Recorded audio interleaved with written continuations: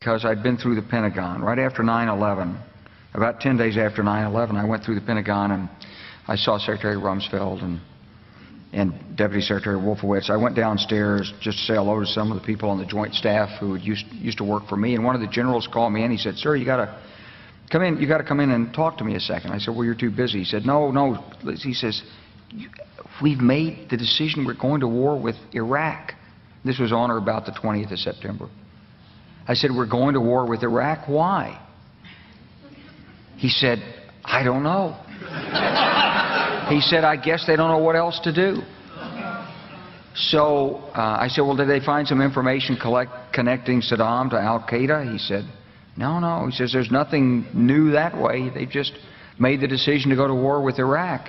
He said, "I guess it's like we don't know what to do about terrorists, but we've got a good military and we can take down governments." And he said, "I guess if the only tool you have is a hammer, every problem has to look like a nail." So I came back to see him a few weeks later, and by that time we were bombing in Afghanistan. I said, "Are we still going to war with Iraq?" And he said, "Oh, it's worse than that."